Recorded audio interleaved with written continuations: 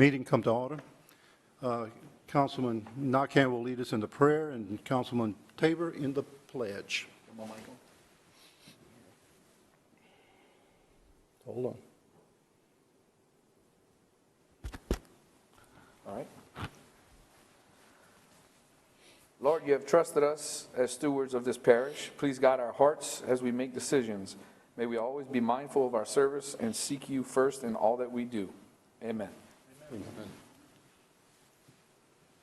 Pledge allegiance to the flag of the United States of America and to the republic for which it stands, one nation, under God, indivisible, with liberty and justice for all.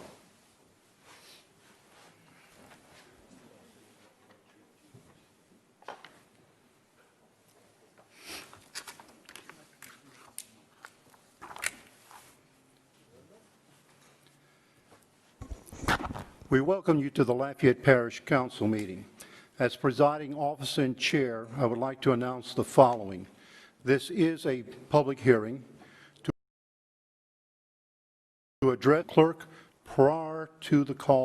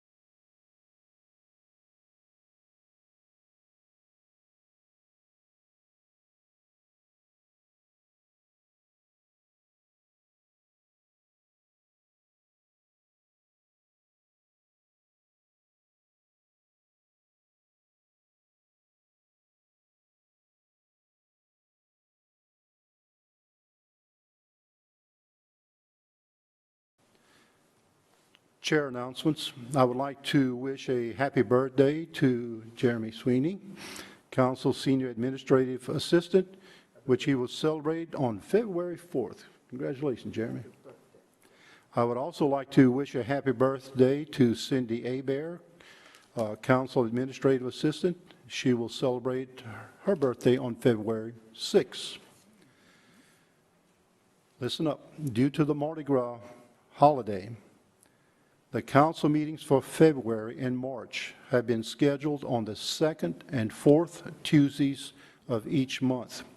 Instead of the first and third Tuesdays, meetings will return to their typical schedule in April. Chair does not have any announcements. Any council members have any announcements they would like to make at this point? Not hearing any, we'll turn to you, Mr. Mayor.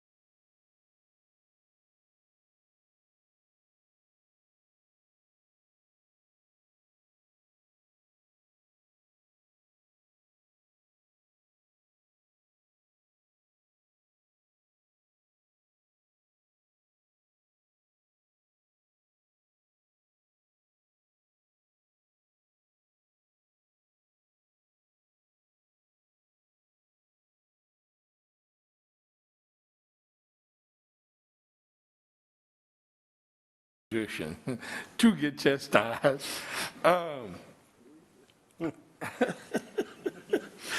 Okay, and I said it, and I'm going to say it again, that, you know, we as a community, we need to look within to reform ourselves to make our community better. All right, and I looked at a bunch of quotes that Dr. King said from that. And when I was talking about it, I was talking about the young man that was currently at the juvenile detention home, and I didn't like that. And I looked at a couple of quotes, and these are some of the quotes that Dr. King came up with that put the reform in my mind. And he said, "Darkness cannot drive out darkness. Only light can do that.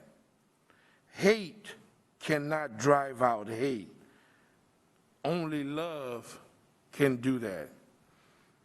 Okay, that was one of them. And the other one, he says, "Life's most persistent and urgent question is, what are you doing for others?"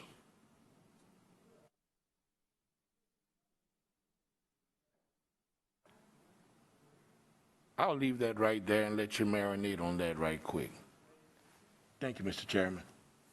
Thank you, Councilman. Councilman Carlson. Thank you, Mr. Chair. I just want to take a moment and recognize and thank State Representative Goudeau. I know you come regularly, and thank you very much for taking interest in the Parish Council meeting. I certainly appreciate it. Good to see you, neighbor. Okay, now we'll turn to our Mayor President, Mr. Gilroy, for your report. Hold on, Mr. Let me. Go ahead. Thank you, Mr. Chair. I appreciate it. And Mr. Vice Chair, very fitting words, especially in our country right now. Couldn't have quoted a better man or said better words. So I appreciate you doing that. I also want to recognize our representative as I look at him and say, I-49 connector, drainage, what else, guys? Let's hit him up while he's here. Roads, traffic, service roads, I-10. Courthouse. Courthouse, we're committed to that. Courthouse, fire protection, incorporated. We're going to listen, you got to be used to that by now. Now, hey, look, guys, Jonathan Goudeau, he's doing a great job for our parish, doing a good for his district. I know you represent a little bit more than Lafayette, it's my understanding. But our entire Lafayette delegation, we're very blessed. I mean, we were very, very blessed to have a representative body that truly speaks our values and ideals in Baton Rouge collectively. They have to play with a lot of other kids in the sandbox, but you guys do a great job, and we appreciate your leadership and always being available when we need you. So, thank you. Nothing else to report, Mr. Chair. Thank y'all for your service. Well, thank you, sir. Appreciate that. All right, let's move on. This is a public hearing, and speaker sheets are available for anyone wishing to address the council. And again, I remind you the 3-minute rule does apply. Jeremy, please read the first resolution. Parish Resolution 2, 2021, a resolution of the Lafayette Parish Council approving the budget of revenues and expenditures of the Acadiana Criminalistics Laboratory for fiscal year 2021. I need a motion and a second. Been moved by Councilman Nakhan, seconded by Carlson. Any council discussion? Not hearing any. Ms. Williams, any public comment? No, sir. Then we'll call for the vote. District 1? Yes. District 2? Yes. District 3? Yes. District 4? Yes. District 5? Yes. Motion to adopt is approved. Joint resolutions. This is a public hearing, and speaker sheets are available for anyone wishing to address the council. Again, I remind you the 3-minute rule does apply. Jeremy, please read. Joint Resolution 2, 2021, a joint resolution of the Lafayette City Council and the Lafayette Parish Council amending Joint Resolution 37, 2020, which establishes the rules and order of business for the Lafayette City Council and the Lafayette Parish Council. Need a motion. Been moved by Brian Tabor, and who second? And Mr. Nakhan, sorry. Y'all confused me there, guys. Okay, any council discussion? Not hearing it. Ms. Williams, any public comment? No, sir. Call for the vote. District 2? Yes. District 3? Yes. District 4? Yes. District 5? District 1? Motion to adopt is approved. Joint Next. Go ahead. Joint Resolution 3, 2021, a joint resolution of the Lafayette City Council and the Lafayette Parish Council authorizing a non-warranty cash sale of 405 Verdon Street to an adjoining landowner pursuant to Louisiana Revised Statute 472202B for the price of the sale's anticipated costs. Need a motion second? Been moved by Councilman Nakance, seconded by Councilman Rubin. Any council discussion? Ms. Williams, any public comment? No, sir. Call for the vote. District 3? Yes. District 4? Yes. District 5? Yes. District 1? Yes. District 2? Yes. Motion to adopt is approved. Joint Resolution 4, 2021, a joint resolution of the Lafayette City Council and the Lafayette Parish Council authorizing a non-warranty cash sale of 309 Madeline Avenue to an adjoining landowner pursuant to Louisiana Revised Statute 472202B for the price of the sale's anticipated costs. Need a motion second? Been moved by Councilman Nakance and seconded by Councilman Rubin. Any council discussion? Not hearing any. Ms. Williams, any comments? No, sir. Call for the vote. District 4? Yes. District 5? Yes. District 1? Yes. District 2? Yes. District 3? Yes. Motion to adopt is approved.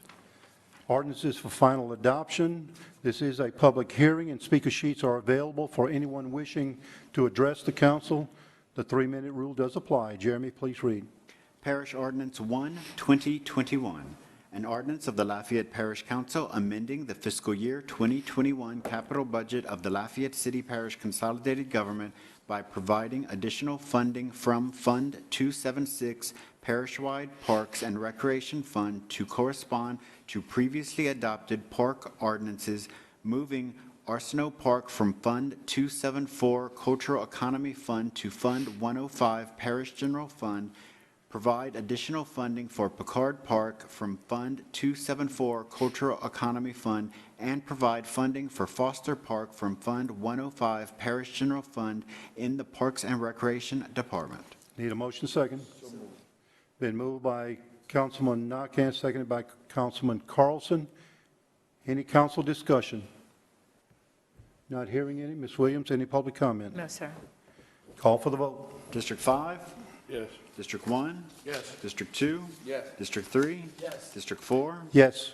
Motion to adopt is approved. Joint ordinances for final adoption. This is a public hearing, and speaker sheets are available for anyone wishing to address the council. 3-minute rule does apply. Jeremy, please read. Joint Ordinance 1, 2021, a joint ordinance of the Lafayette City Council and the Lafayette Parish Council establishing a conditional 2% pay increase structure for employees of the Office of the City Marshal. Motion and second. Need a second? Moved by Councilman Tabor, seconded by Councilman Carlson. Any council discussion? Not hearing any. Ms. Williams? No, sir. None. Call for the vote. District 1? Yes. District 2? Yes. District 3? Yes. District 4? Yes. District 5? Motion to adopt is approved. Joint Ordinance 2, 2021, a joint ordinance of the Lafayette City Council and the Lafayette Parish Council amending the fiscal year 1920 operating budget of the Lafayette City Parish Consolidated Government by increasing revenues in the amount of $3,251,277.44 in coronavirus relief funds received from the U.S. Treasury through the State of Louisiana Office of Community Development as authorized by the Coronavirus Aid, Relief, and Economic Securities Act and appropriating within various departments. Need a motion and second. Been moved by Councilman Carlson, seconded by Councilman Tabor. Any council discussion?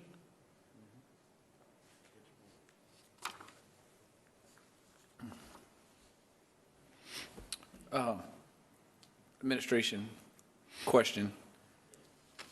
What's the intent, or do we have a plan on where this money will be spent and what it'll be used for? And if so, is there any of it coming to the parish, or is this basically 100% stuff for the city? Lauren, this is CARES going to 101, right? Most of it. Yeah. Put her mic on. Ms. Toops, say that. Ms. Stoops, say it again. I didn't have your mic on. Most of that is for the city general fund. Some of it will go back to the public health fund, but majority of it was city general fund for reimbursement of police and fire salaries. Okay, so why, if it's 100% city, why are we doing this? It's a budget issue. So both councils have to vote on it. The public health millage is Yeah, parish-wide so- millage. So you know how much money the public health millage is getting back?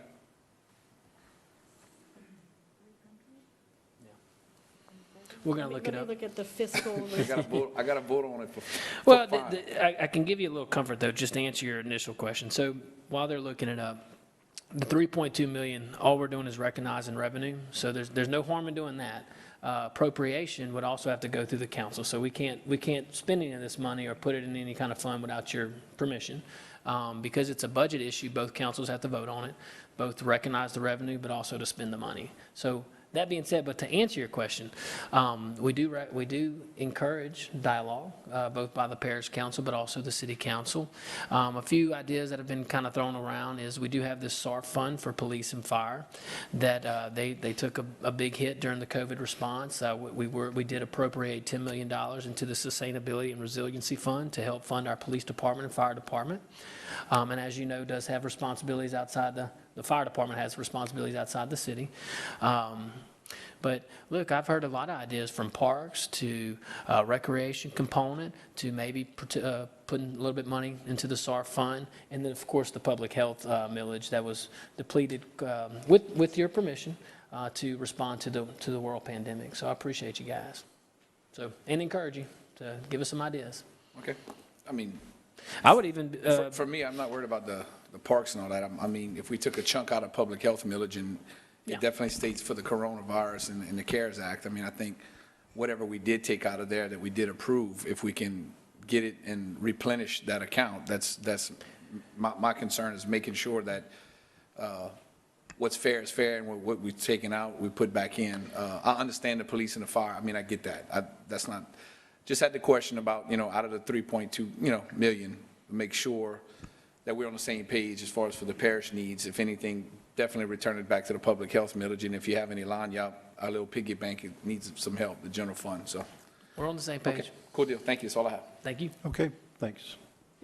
And certainly I would agree with you, Councilman Nakam, if we have depleted or taken funds there, if we can replenish it, I think that would be the right thing to do. So let's keep our eyes on this one. Okay. Let's see, where are we? We have a motion? Yes, we do. We do have a motion. Okay, and no public comments? No, sir. Okay. Call for the vote? District 2? Yes. District 3? Yes. District 4? Yes. District 5? District 1? Motion to adopt is approved. Introductory ordinances, I ask for a motion and a second to introduce in global items 12 through 13. Need a motion? It's been moved by Councilman Tabor and seconded by Councilman Nakam. Jeremy, please read. Parish Ordinance 2, 2021, an ordinance of the Lafayette Parish Council amending the fiscal year 2021 operating budget of the Lafayette City Parish Consolidated Government by rededicating 0.175 mils from Fund 274 Cultural Economy to New Fund 279 Parish-wide Fire Protection.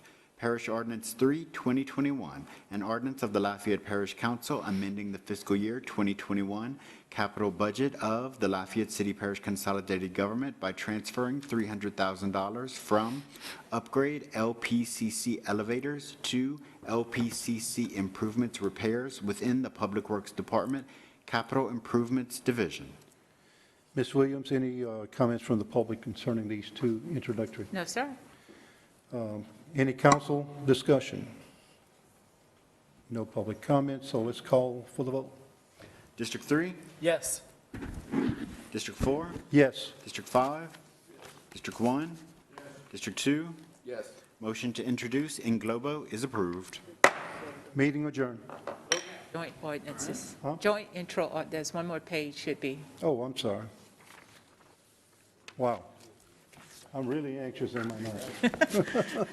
You're rolling. I'm good. Y'all have a good night. No, stay here, stay here. We're not done. Sorry. Mr. Chair, can you chime in? Sure.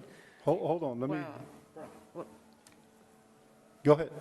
Our CAO updated me here, so to the public health millage, to Councilman Nakhan's question, it's roughly 26,000 that was taken from that account, so, and I would, look, I would support appropriating that money back, and maybe even looking to increase the spending to that, to replenish that fund as well. What's that? Oh, maybe so. Good. With interest. We'll talk to the federal government. Hey, look, I'm just happy to get it. Okay. Okay, thanks for the Mr. update. Chair, Yes. since you adjourned the meeting, you need to call it back to order. And then we'll do the joint intro ordinances. Call the meeting back to order. My error. Blame it on me. All right, joint introductory ordinances. Need a motion second to intro in global items 15 through 17. Been moved by Councilman Nakhan, seconded by Councilman Rubin. Jeremy, please read. Joint Ordinance 3, 2021, a joint ordinance of the Lafayette City Council and the Lafayette Parish Council amending the fiscal year 2021 operating budget of the Lafayette City Parish Consolidated Government by rededicating 0.075 mils from Fund 274 Cultural Economy to Fund 260 Road and Bridge Maintenance. Joint Ordinance 4, 2021, a joint ordinance of the Lafayette City Council and the Lafayette Parish Council amending the Lafayette City Parish Consolidated Government Code of Ordinances, Chapter 6, Alcoholic Beverages, specifically Article 1 in general, particularly to add Section 6-14.1.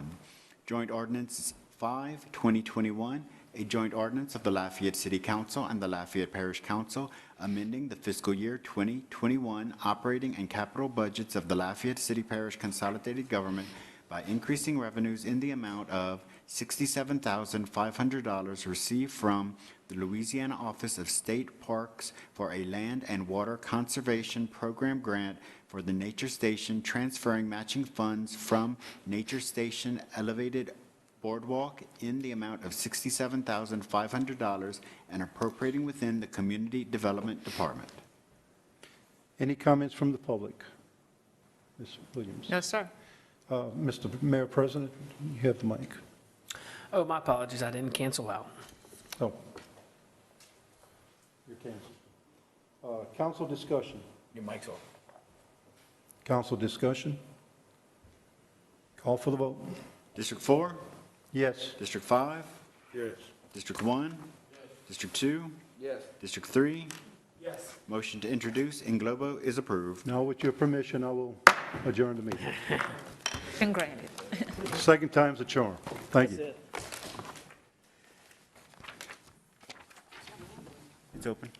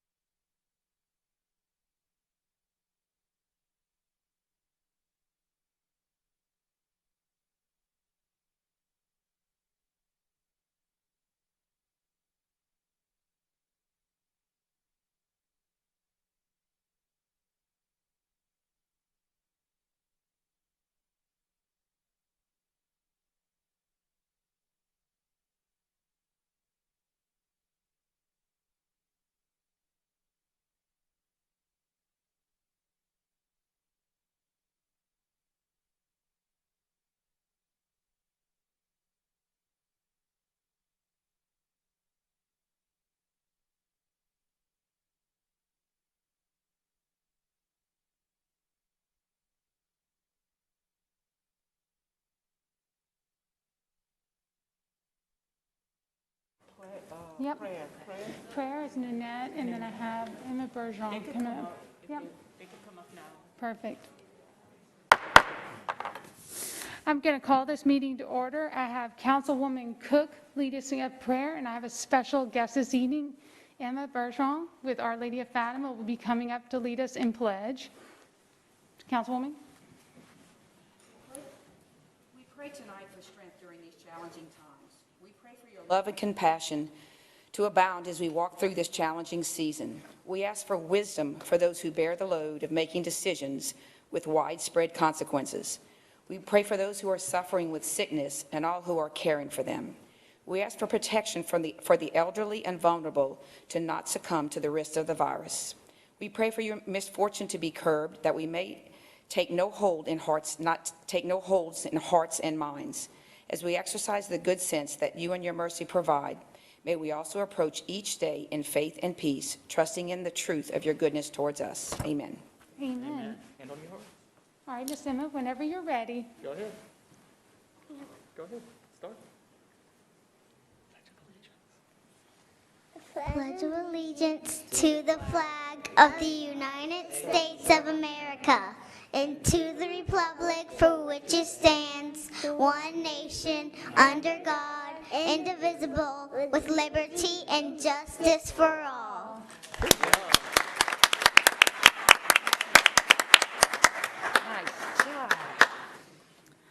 Well, that was way cuter and better than any job we could have done. So thank you so much, Miss Emma. I appreciate it. We welcome you to the Lafayette City Council meeting. As presiding officer and chair, I'd like to announce the following. This is a public hearing. To address the council on any item on this agenda, please fill out the speaker form and submit it to the clerk prior to the call of the agenda item, or you will not be given the opportunity to speak. Staff assistance is available if needed. Items for submission of the council should be handed to Council Clerk Ms. Veronica L. Williams, seated to my left in the middle. When addressing the council, state your name, a title for the official record. The 3-minute rule will be in effect. No debating or confrontational statements shall be allowed. The front row to my left is for media only. Food and drinks are not allowed in the auditorium. Please silence all phones and electronic devices. Meetings procedures are by resolution and not Robert's Rules of Order. All documents with reference to meetings can be found on the LCG website. And finally, the council encourages your involvement on boards and commissions. If interested, please call 291-8800. I would like to wish a happy birthday to Jeremy Sweeney, Council's Senior Administrative Assistant, which he will celebrate February 4th. I'd like to wish happy birthday to Cindy Hebert, Council Administrative Assistant, which she will celebrate February 6th. And I'd like to wish a happy birthday to Councilman Pat Lewis, District 1 City Council member. He will celebrate February 6th. Due to the Mardi Gras holiday, the City Council meetings for February and March have been scheduled on the 2nd and 4th Tuesdays of each month rather than the 1st and 3rd Tuesdays. Meetings will return to their typical schedule in April. I'm sorry, we have 2 changes to the intro amendments. Intro ordinances number 19th, curfew downtown, and number 29, alcohol beverages, will be pulled from Globo listings for discussion. Council announcements. I don't see any council announcements other than my birthday was missed on here, Miss Veronica, February 9th. It's the next meeting is my birthday. So I love yellow cake and chocolate ice cream or cookie cakes if anyone is interested. Oh, Pat, you have something? Oh, sorry. Give me 1 second. Mr. Lewis? Thank you. Thank you, Madam Chair. I just want the people that's here and the ones that's looking on TV that if you pass by the Four Corner area, there's a lot of movement going on around there. HRI, the developers, and they never finished the first phase, but they're starting to work on the second phase. And that phase is where the less paid motel were demolished. Now they're getting ready to start that. They're doing a lot of groundwork right now. The building should start coming up. You should see some steel, some iron, something coming up probably within about the next month. So I'd like to, everyone, if you're passing by, just to look at how wonderful it's looking. That's going to be a four-story apartment complex right there where the Les Paved Motel was. That's it. Thank you. Thank you, and congratulations again on that, Mr. Lewis. I know that's a big win for your district and for the community. Councilman Lazard, I'm trying to give you the, okay, yes, sir, you have the floor when you're ready. Yes, I would just like to, if I may, I would like to call up Bishop Carlos Harvin, our Chief of Minority Affairs, make some observations in recognition of Martin Luther King. Give me 1 second. That mic is live. Yes, sir. Good evening, everyone. My name is Carlos Harvin, Chief of Minority Affairs in the Office of Mayor President Josh Guillory for LCG. Speaking with Council Member Glenn Lazard, we, of course, echo the birthday greetings that we've given to everyone who have a birthday in January. And we cannot help but note that a great American, a drum major, a leader and a visionary, celebrated his birthday on the 15th of January. We marked it officially on yesterday. And so we want to recognize the birth of Martin Luther King Jr., who his life and words are so appropriate in this time when we are going through so much conflict, turmoil, we're seeing division in our nation. And what he preached on during his time is so appropriate here in the 21st century, that we would either live together as sisters and brothers or we would perish as fools. And it is in that spirit that Dr. King shared his dream with us, that his 4 little children would live in a nation where they would not be judged by the color of their skin, but by the content of their character. And so I feel, and I agree with Councilmember Glenn Lazard, that it is fitting for us to mark this day, this occasion when we have gathered here together as one family, different colors, different political stripes, different backgrounds, but to acknowledge, as Dr. King acknowledged, that we are one nation under God. And so let us continue to devote ourselves to the vision that he not only lived for, but a vision that he gave his life for. He was very mindful that his call would cost him the ultimate price, that he would lose his life, aware that he might not get to the promised land with us. He said he looked over and saw the promised land and said that one day we as a people would get to the promised land. Let us pray for God's grace. Martin King is praying for us now that we would make it as one people. Thank you very much.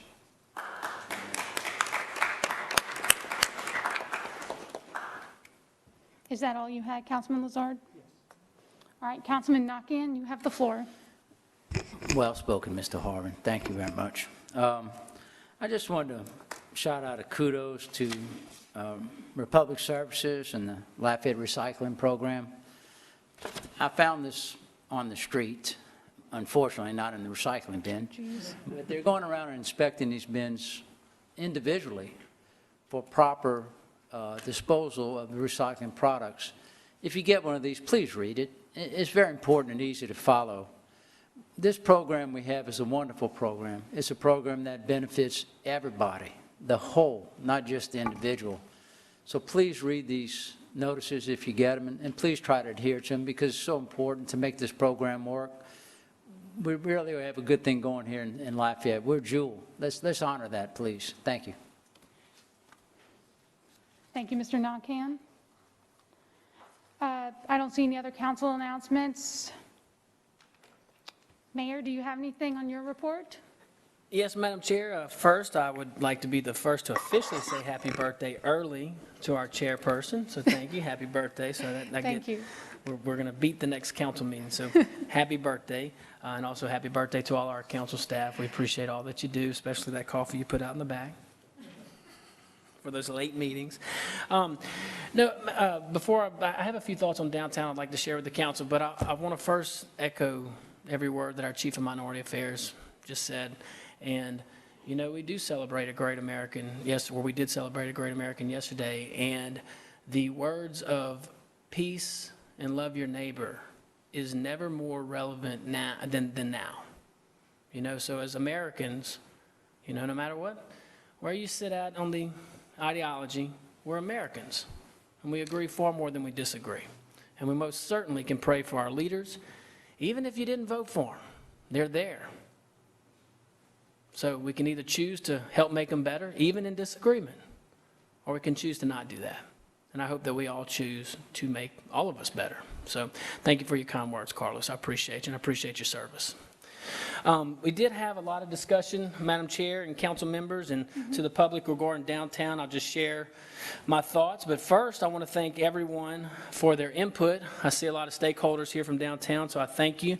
I know I certainly appreciate all of the feedback that you gave me. I know Councilman Lazard, as the councilman for downtown, certainly appreciate you as well. But I will say, as the mayor of the city of Lafayette, I am committed to making downtown safer and more prosperous. Now, I have been relayed to several concerns that I know Councilman Lazar probably has heard a lot of these, and I just want to kind of address these. So first is underage teenage drinking downtown. Now, I think we can all agree that this is both a public safety, but also a public health risk and concern. And it definitely does not make downtown safer or more prosperous. Another concern that I'm being relayed is people tailgating. That is, folks driving into downtown and drinking alcohol, basically drinking in their cars and not in our bars. This does not lead to a safer and more prosperous downtown.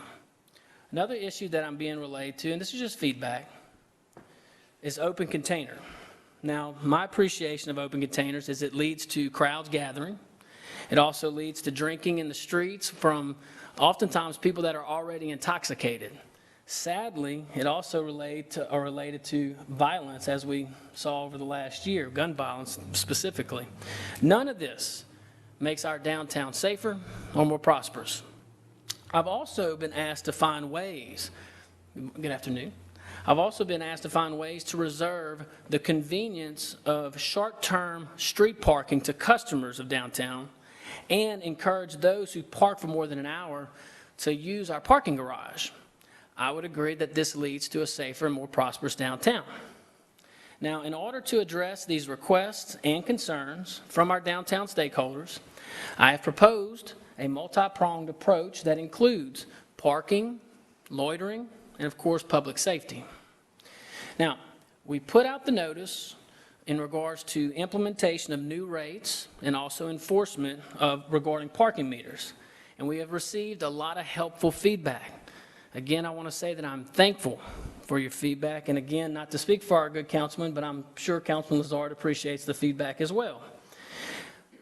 But I strongly believe that all of us here on the council and the administration, our public, we're all committed to a safer and more prosperous downtown. Now, as a result, I'm willing to wait until we have achieved consensus on the other prongs of our approach before implementing the parking element of the plan. So, as far as the administration goes, we will wait to make any changes as regards to parking rates or parking meters or enforcement. And the two ordinances that were pulled out of introductory, my recommendation is for the council to give some thought. If you feel like it's more appropriate to defer those two items, I have no objection. We can continue to engage with our stakeholders, continue to engage with the public, and I think we get a better product that way. So that's all I have, Madam Chair. Appreciate your time. Thank you, sir. Oh, and I also want to say that I'm very sorry that I missed that beautiful young lady in her Pledge of Allegiance. I was in the back and the prayer, so sorry about that. And good job. She did a great job. Thank you. Resolutions. This is a public hearing. Speaker sheets are available for anyone wishing to address the council. The 3-minute rule does apply. Jeremy, will you please read? City Resolution 1, 2021, a resolution of the Lafayette City Council canvassing the returns and declaring the results of the special election held in the city of Lafayette, state of Louisiana, on Saturday, December 5th, 2020, to authorize the rededication of sales and use taxes therein. Can I get a motion and a second? I have a motion by Nakhan and a second by Cook. Council discussion? Not seeing any. Ms. Williams, do we have any public comment on this issue? No, ma'am. No, sir. Please call for a vote from the council to adopt the resolution. District 1? Yes. District 2? Yes. District 3? Yes. District 4? Yes. District 5? Yes. Motion to adopt is approved. City Resolution 2, 2021, a resolution of the Lafayette City Council creating the Protect the City Committee to advise the Lafayette City Council on whether consolidation is beneficial to the city of Lafayette. Can I get a motion and a second? I have a motion by Cook, a second by Lazard. Council discussion? Not seeing any. Ms. Williams, do we have any public comment? No?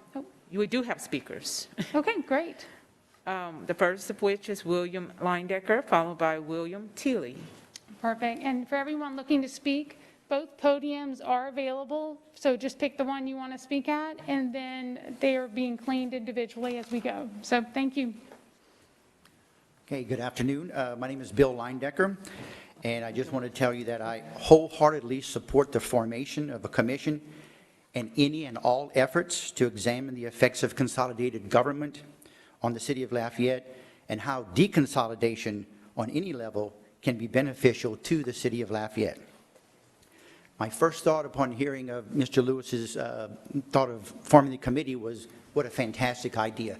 I can't think of anyone who would object to looking at all of the options and coming up with a plan. But then I thought, well, maybe that's just me. So over the extended weekend, I probably had the opportunity to speak with about 100 people about Mr. Lewis's idea. And here are some of their comments. One person cannot successfully and adequately fulfill the duties of the parish president and the mayor of Lafayette. Totally different skill sets. A separate and distinct parish president is needed to focus on the unique needs of the parish, and a separate and distinct mayor is needed to focus on the unique needs of the city of Lafayette. At present, the city of Lafayette has no mayor, no advocate for the city of Lafayette, something other municipalities have. The present form of government may have been plausible 25 years ago, but it is not now.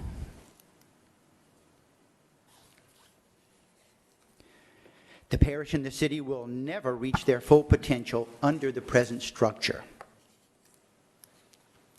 Lafayette Parish will never be united until each municipality has its own separate and distinct mayor. It's impossible. Here's an important one. What is beneficial to the city of Lafayette is not mutually exclusive of what is beneficial to the parish. Both can benefit. Finish the job. The city of Lafayette has its own council, now it needs its own mayor, just like the other municipalities. The present configuration has already been shown to be a source of major conflict. Again, I support forming the commission and the open discussion on the findings of the commission. I support the city of Lafayette in regaining its autonomy, the same autonomy that every other municipality in the parish enjoys. Thank you. Thank you, sir. I see Councilman Lewis, you have the floor. You'll wait, okay? Yeah, because we do have 4 more speakers. 4 more speakers, Yes, okay, ma'am. sure. William Teely is up next, followed by Jared Eubanks. Sure. And Will, you can use that one while we're cleaning this one. Thank you.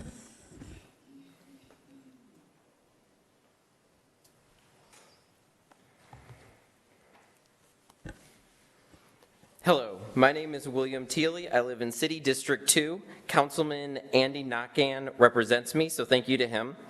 And I would like to say congratulations to Councilwomen Hebert and Cook for becoming the City of Lafayette's first ever chairwoman and vice chairwoman duo.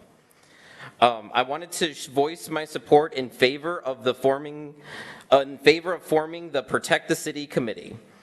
I was very much in favor of Fix the Charter back in 2018. In fact, the very first ever council meeting that I ever went to was the council meeting where the City Parish Council voted in favor of the charter amendments. Essentially, Fix the Charter is how I got my start in being civically engaged. I've spoke at numerous council meetings in support of those charter amendments, and I get it. Lafayette has this weird semi-consolidated form of government where the city of Lafayette consolidated into the parish, but the other cities of Youngsville, Broussard, Scott, Karen Crow, they all did not. In my opinion, Fix the Charter was a brilliant attempt to get this weird form of semi-consolidated government to work. But in order for the Fix the Charter home rule charter to work, it needs good actors executing on that vision. Sadly, I don't think that's what we saw last year in 2020. Council meeting after council meeting showed us more and more examples of the mayor president fighting with the city council, of the city parish attorney fighting with the city council, of the parish council fighting with the city council. And now, if we could get the city council, the parish council, the mayor president, the city parish attorney all in one room and have this big kumbaya coming together moment, then maybe we would be fine. Maybe the Fix the Charter, home rule charter would work. But sadly, I don't think we're going to be able to accomplish that. Therefore, the city council has no other choice but to defend itself and the city tax dollars of its citizens. In short, the city needs to implement this committee. And look, if this committee's ultimate decision is that deconsolidation is the best path forward, then that's okay. Deconsolidation is not some bad word. 99% of America operates on separate city, county, and state governments. We wouldn't be doing anything weird by deconsolidating. We would be joining the rest of America. Please vote in favor of this resolution. Thank you. Thank you, sir. Next speaker, please. Jared Eubanks, followed by Keith Falk. Good evening. My name is Jared Eubanks. I'm a resident of City District 2. I come here tonight in support of this resolution and this committee. I think the most obvious reason is that no one who followed this past year's budget process walked away with the idea that this is how we want our government to function. There was fraught debate, as Will was saying, councils stymieing one another. There was fallout even afterwards over legal representation. I think all of this together revealed to us that we still have major issues with the structure of our government and our elected representatives working together. I think this is a great idea, though, not just for the city. I think it can help with some of these issues, and I think it can also help our parish. Our parish council just earlier tonight had to reallocate funds from one dedicated project to cover general maintenance. I think we all know that's not an isolated endeavor for them. Rethinking how we share and allocate costs for these joint functions should not just help the city have more control over its future trajectory. It should grant the parish the autonomy they need to invest in the services they need while cutting back on those that they simply cannot afford right now. I also don't see this as a failure of our recent charter amendments. I think this is a revelation fostered by these changes. Baseless, like arcane allocation formulas and fogly shared expenses is not something that just happened this year. It's something that we finally have more light on. I'm glad the independent councils have made these issues more transparent and kind of pulled out of the dark what's been happening. This committee is tasked with some serious questions that we probably should have been asking for the past several years, and even once we resolve them, should probably continue to ask ourselves in the years to come. Tax dollars are hard to levy, which I assume comes as no surprise to y'all. And those tax dollars are also trusted to representatives we expect to spend them wisely. Of course, we should want to know what the return on these investments are. We reshaped our government drastically in the 90s, a move that came with some costs and loss of representation, but with the promise of savings. It's high time to know what were these savings. Probably apparent to many of you is where I stand on this. I've been here before once or twice talking about this. But regardless of our different hopes, desires, and what we really want as an ultimate outcome of this, I think we can all agree that the answers to these questions are necessary to effectively guide Lafayette City and Parish to its future. So please vote yes. Thank you, guys. Next speaker, Keith Falk, followed by the final speaker, Wallace Senegal. My name is Keith Falk. I'm a concerned community activist, and I would like to express my support in this resolution for Protect the City Committee, and I urge each and every council member to support this resolution. We shouldn't ask what consolidation has done for the city of Lafayette. We should ask what the city of Lafayette has done for consolidation. And in closing, I want to thank the mayor president and show our appreciation for allowing the city of Lafayette to have its first African-American chief of police. Thank you. Next speaker. Wallace Senegal.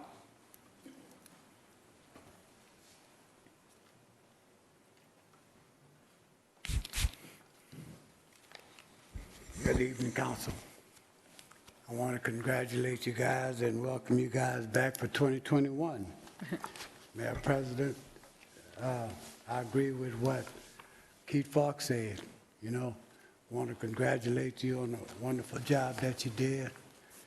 And I'm standing with my councilman, former chairperson Pat Lewis, in agreement with the resolution that he's trying to pass. We do need our own mayor. Where did Fix the Charter bring us? Some chaos, some not so chaos. But fixing the charter is not for the city of Lafayette. And that was a move. I think it was the way they worded in while we was voting for Fix the Charter. All we did, as far as I'm concerned, we broke the charter. Thank you, guys. Y'all have a blessed day. And Madam Chair, just as an FYI to the listening audience, the 2 vacancies for the Protect the City Committee is being announced tonight. There will be 2 vacancies or 2 appointments that will be done by the council as a whole. So we're announcing tonight that we will be taking applications, and those applications are due to the council office by February 9th. Perfect. Thank you. No other speakers, correct? Correct. All right, Councilman Lewis, you have the floor. Thank you, Madam Chair. I am hereby forming this Protect the City Committee. A lot of the speakers, I want to wait and speak after I hear the speakers speak. And just about everything, well, not it, just about everything people were saying that I agree with, I concur with it. But the way it's going to be formed is that we're going to have 7 members on this committee. Each council member from District 1, which is myself, District 2, District 3, District 4, and District 5, will appoint 1 person. 1 person will be appointed by each council member. And the other 2, which will make 7, like Ms.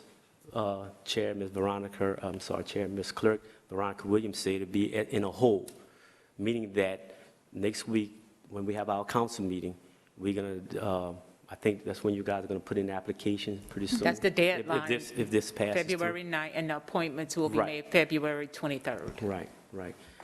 And all 7 members shall be registered voters of the city of Lafayette, residents.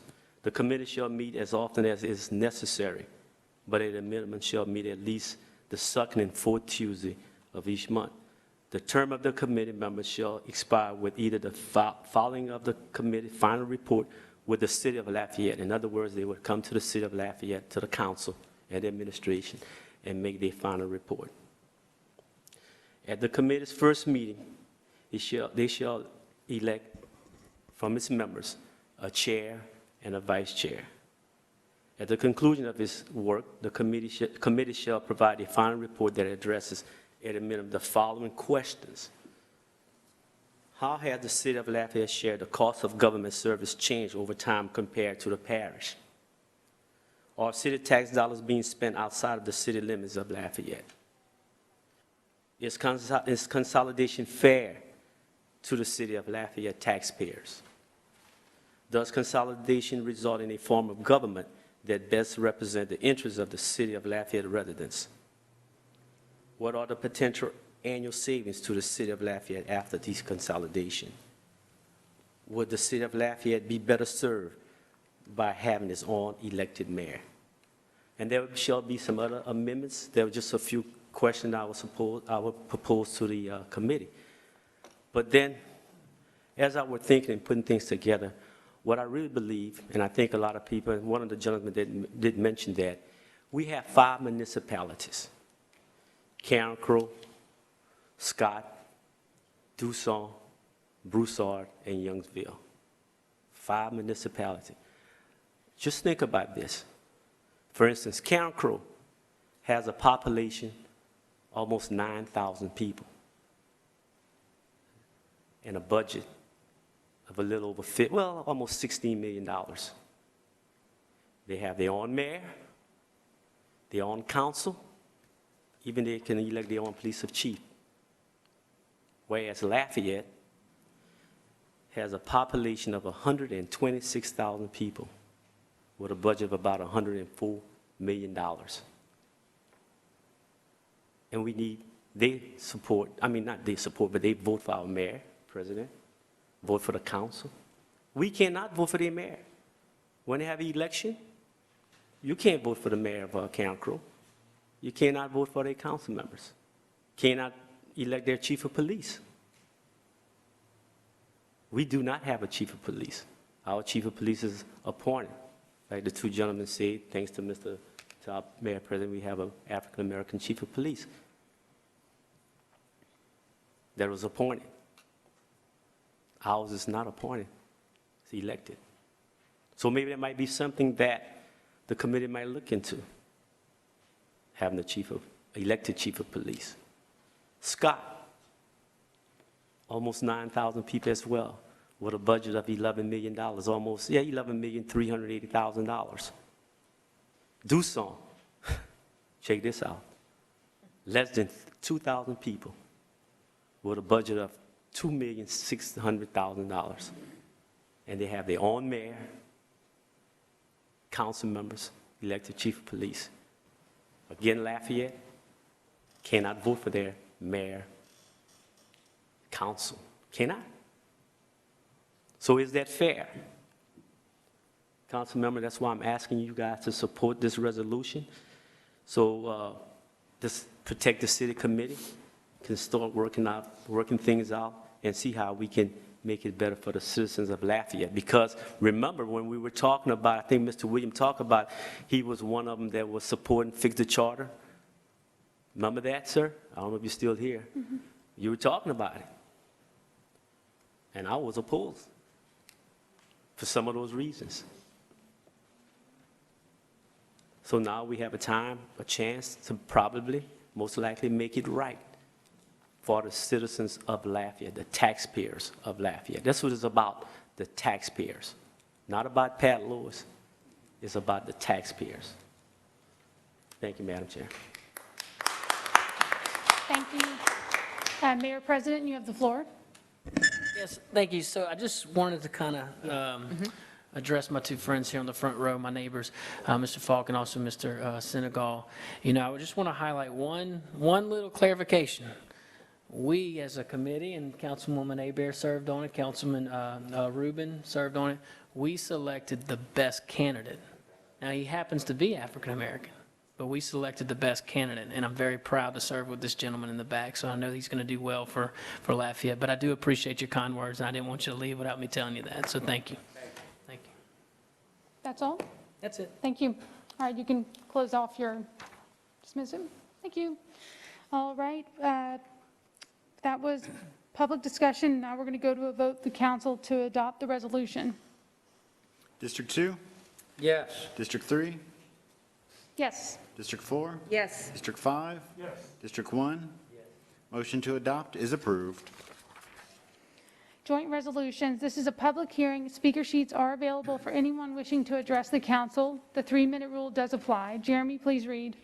Joint Resolution 2, 2021, a joint resolution of the Lafayette City Council and the Lafayette Parish Council amending Joint Resolution 37, 2020, which establishes the rules and order of business for the Lafayette City Council and the Lafayette Parish Council. I have a motion by Nakhan, second by Cook. Council discussion. I believe the only thing that I saw in here that was changed was moving the time at the city council meetings moving forward from 6 p.m. to 5:30 p.m., just because the parish council has done such a great job at being so efficient. So we're going to move up our meetings a little earlier, and that is the only change as far as I'm understanding. Correct, and we did move the, should there be a special joint meeting, we moved that to 5:15 in the middle of the two meetings. Perfect. Well, great. Well, that is all I have. I'm not seeing any council discussion. Do we have any public comment? Ms. Veronica? No public comment. All right, thank you. Let's go to a vote for the council to adopt the resolution. District 3? Yes. District 4? Yes. District 5? Yes. District 1? Yes. District 2? Yes. Motion to adopt is approved. Joint Resolution 3, 2021, a joint resolution of the Lafayette City Council and the Lafayette Parish Council authorizing a non-warranty cash sale of 405 Verdon Street to an adjoining landowner pursuant to Louisiana Revised Statute 472202B for the price of the sale's anticipated costs. I have a motion by Mr. Lewis. Do I have a second? Second by Mr. Lazard. Any public council discussion? Not seeing any. Any public comment? No, ma'am. All right, let's go to a vote. District 4? Yes. District 5? Yes. District 1? District 2? Yes. District 3? Yes. Motion to adopt is approved. Joint Resolution 4, 2021, a joint resolution of the Lafayette City Council and the Lafayette Parish Council authorizing a non-warranty cash sale of 309 Madeline Avenue to an adjoining landowner pursuant to Louisiana Revised Statute 472202B for the price of the sale's anticipated costs. I have a motion by Ms. Cook. Do I have a second? Second by Mr. Nakhan. Any council discussion? Not seeing any. Any public comment? No, ma'am. All right, let's go to a vote. District 5? Yes. District 1? Yes. District 2? Mr. Nakhan? Yes. District 3? Yes. District 4? Yes. Motion to adopt is approved. Ordinance is for final adoption. This is a public hearing, and speaker sheets are available for anyone wishing to address the council. The 3-minute rule does apply. Jeremy, please read. City Ordinance 108, 2020, an ordinance of the Lafayette City Council approving a conditional use permit to allow a drive-through restaurant in a mixed-use neighborhood zoning district, case number ZON 2020-22, 604 East Willow Street conditional use permit, located generally north of East Willow Street, west of Louisiana Avenue, and east of Pecan Orchard Road. Do I have a motion and a second? A motion by Ms. Cook. Do I have a second? Second by Mr. Nakhan. Council discussion. I'm seeing Mr. Lazard. You have the floor is yours. Yes. This is the ordinance that was up for final adoption at the last meeting that I respectfully requested be pulled and deferred until I got some more information on exactly what the nature of the business was and to get some clarification from planning and zoning. I'm satisfied at this point that it's appropriate to move forward with it. It's given some reassurances by the developer, spoke directly with the developer in terms of the nature of the project, planning and zoning, in terms of the impact that it might have on the adjacent neighborhood. And I'm confident that it's going to have a minimal impact. There's also the additional protections, if you will, because this is part of the Louisiana Avenue Overlay District. So there are some specific standards in terms of building construction and what have you.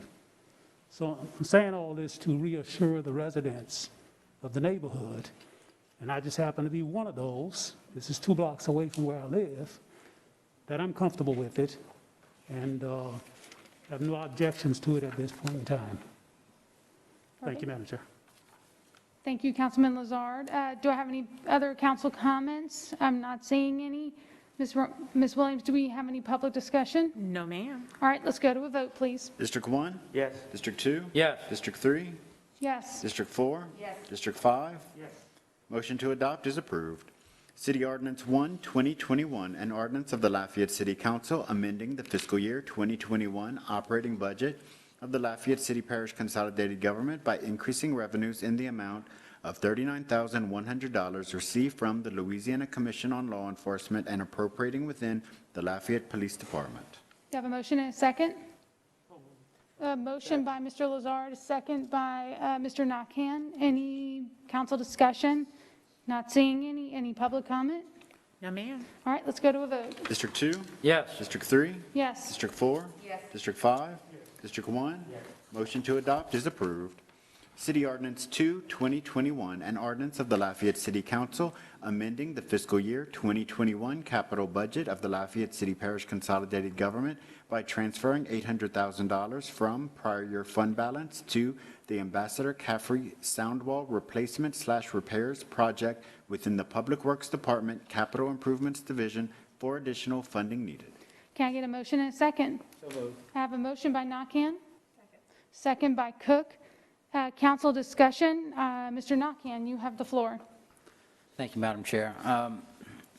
There are three people I'd like to recognize tonight in bringing this forward. The first is our chairwoman, Liz Hebert. The second is our Mayor President, Josh Gilry. And the third is Ms. Lori Toops. They worked hard in finding this money to do such a worthwhile project. Will definitely clean up an area of Lafayette that's in dire need of it. Anyone that drives around on that wall, it's an eyesore, and it's a nuisance for the neighbors living there. It's not the way I want my city to look, so I want to thank everybody involved, Public Works. Y'all doing a great job. Let's move forward with this, and let's get this done the right way. Thank you. Thank you, Councilman Nakhan. I want to echo your remarks. As Councilman Nakhan and I actually split this district where the wall is currently located. There's one road that splits us up. I just inherited this territory with the rezonings, and whenever I knocked on doors during the campaign, every single resident said that wall needs to be replaced. It's not only an eyesore, but a safety hazard. So I'm thrilled that we could all work together. So thank you again to everyone that Councilman Nakhan mentioned, and that's all I have. I'm asking my fellow council members for their support on this. Thank you. I don't see any other council member remarks. Do I have any public comments?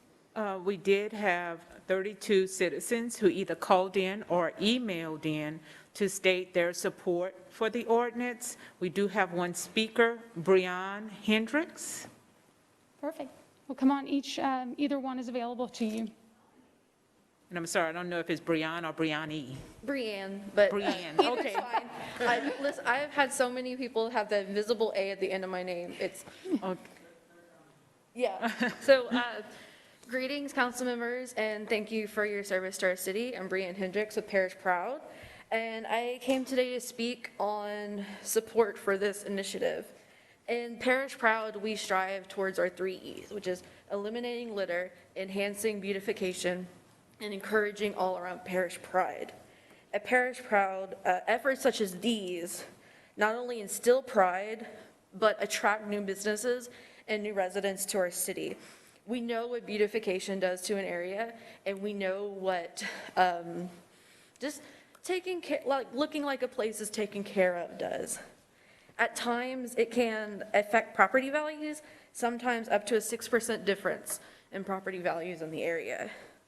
Ambassador Caffrey, University Avenue, and I-49 are entryways into our city. They're the living room into our collective home, and making sure our living room is picked up is incredibly important. Again, I wanted to thank you for your time and your support on this issue. We will also be hosting a pickup event this weekend to pick up Lafayette right here along University Avenue. That will be from 9 to noon Saturday, and I encourage you all to come out and see what we can do when we all work together. Thank you. Thank you so much, and thank you for all you do with that organization. It's an incredible organization. Councilman Nakhan, you have the floor. There was a very important person and department I left out of this is Public Works, and Chad Neville and all the work they put into this. They actually had a contractor go out there and do a mock-up to see how feasible this was, to assess the estimate, to try to get to the dollars we need, and they were very efficient in doing what they did. So, Chad, thank you to you and the department, everybody involved over there. I appreciate all the work y'all do. Thank you. Thank you, sir. All right, if that's all for our public comments? Yes, ma'am. All right, let's go to a vote by the council. District 3? Yes. District 4? Yes. District 5? Yes. District 1? Yes. District 2? Yes. Motion to adopt is approved. City Ordinance 3, 2021, an ordinance of the Lafayette City Council amending the fiscal year 2021 operating budget and adjusting the manning tables of the Lafayette City Parish Consolidated Government by increasing the budgeted pay rate of a labor foreman 2 within the Operations and Maintenance Division of the Parks and Recreation Department. I have a motion by Lewis. Do I have a second? Second by Cook. Council discussion, not seeing any. Any public comments? No, ma'am. All right, let's go to a vote. District 4? Yes. District 5? Yes. District 1? District 2? Yes. District 3? Yes. Motion to adopt is approved. City Ordinance 4, 2021, an ordinance of the Lafayette City Council amending the fiscal year 2021 operating budget of the Lafayette City Parish Consolidated Government to transfer funds from the balance of $750,000 that was added during the budget process to restore positions previously eliminated and allocating additional funding where needed. Do you have a motion and a second? I have a motion by Lazard, a second by Lewis. Council discussion. I'm seeing Mr. Lazard. You have the floor. Oh, yes, Sidra. Hold on, let me make her mic hot. Give me 1 second. Sidra, your mic is hot. Yes, sir. Could you tell me where we are in terms of the rehires? And if you have a count as to how many people we're able to bring back? Yes. With the allocation? Yes, and my stipulation will be that I can't tell you the status, but we have 9 that we were able to add back into the budget. And I think with the exception maybe of a maintenance person or 2, that those positions have all been filled.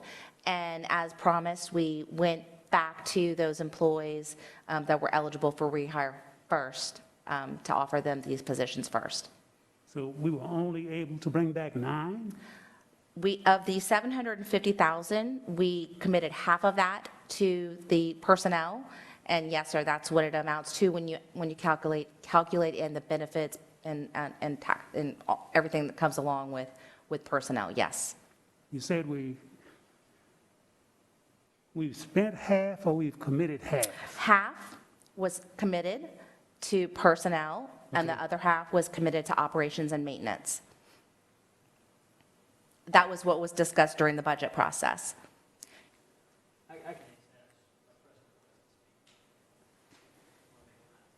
Hold on 1 second. Yes, sir. Thank you. As the mayor of Lafayette, I am committed to protecting the finances of our great city. And part of that duty is to make sure that we're not spending more money than we need or that is appropriate to fulfill the mission at place. So at this time, we did hire back, as our CAO said, first going to our previously unfortunately let go employees, or employees that were let go. So we brought those guys back, or at least offered the opportunity. And at this moment, we still have some money that is allocated, but we're going to appropriate that to O&M, which was approved by the councils. And if we do need more employees, I will definitely come back to the city council, but I think all of you would share in the enthusiasm to not spend more money that's needed. Thankful to our parish council for finding ways to alleviate the burden on the city as far as spending money that's dedicated maybe outside of the city. So I think that helps, which we don't need as much O&M to operate here internally in the city. So at this time, we are very thankful for the city council for appropriating that additional money. I thought those were good ideas that were brought up during our budget process last year, and we encourage the continued dialogue. And if you feel like there's some additional dialogue needed, we always open that door. So thank you. Yes, there will be some additional dialogue. Thank you. Thank you. Would you two please clear your floor? Thank you. I'm not seeing any other council discussion. Any public comments? No, ma'am. All right, let's go to a vote. District 5?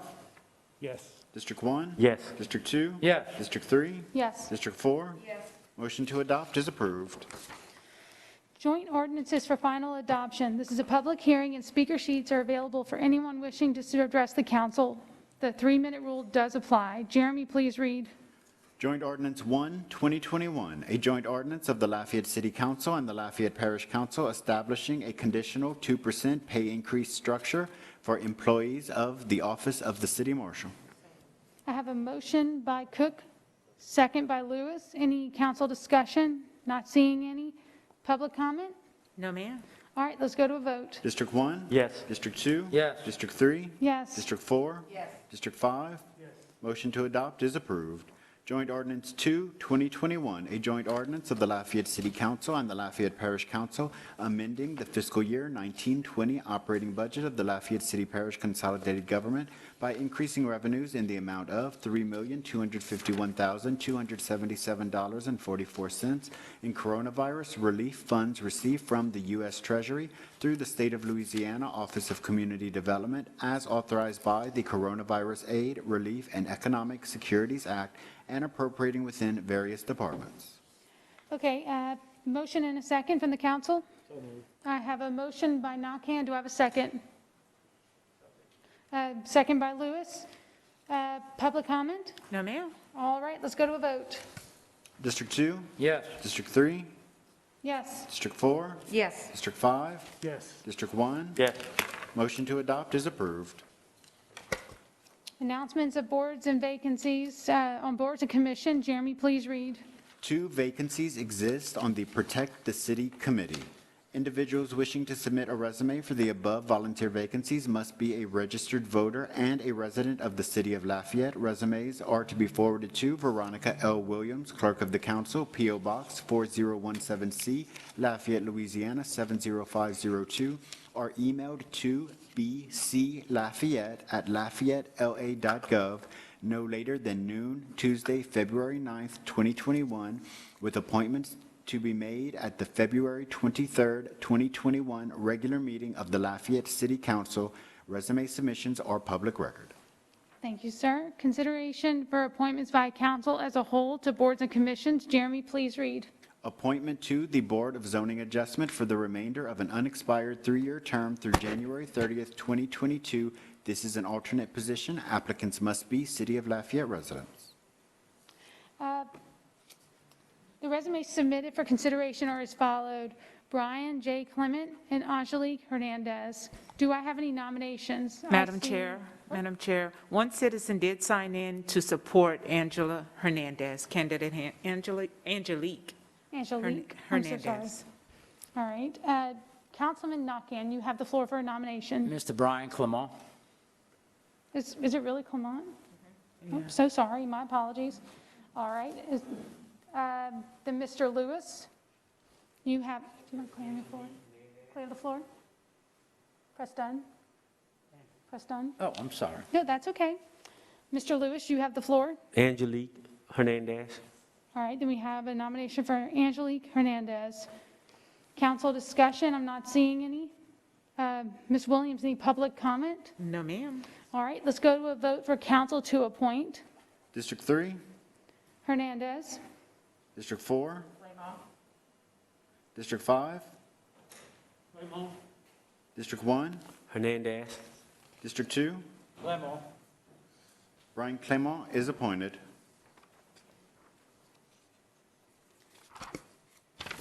Introductory ordinances.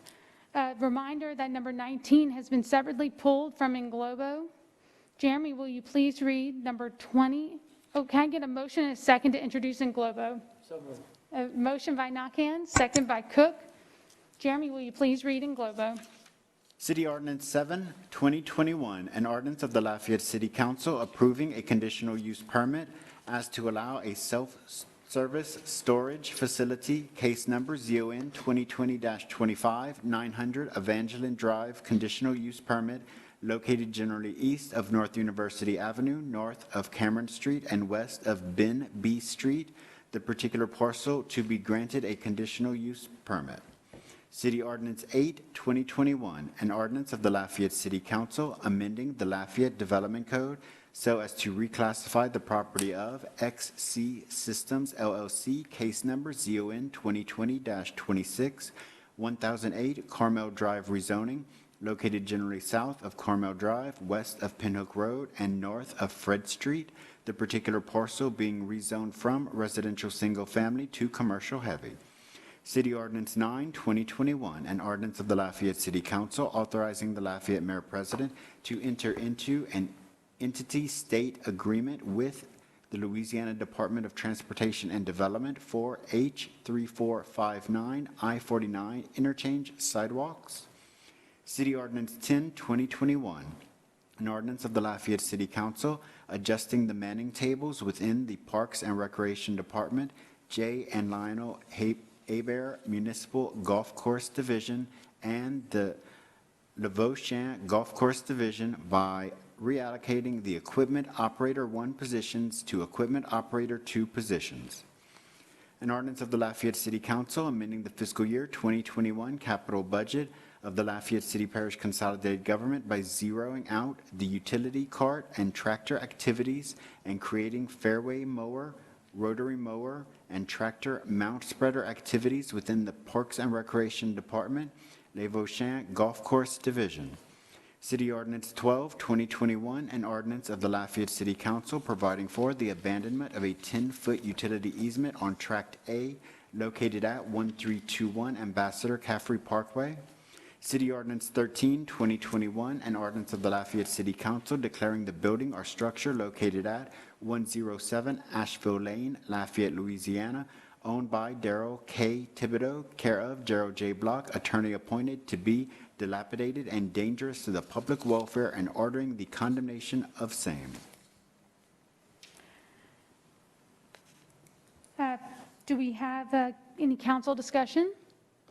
Not seeing any. Comments from the public? Oh, I'm sorry, Mr. Lazard, I missed you. The floor is yours. Is Mr. Logan here?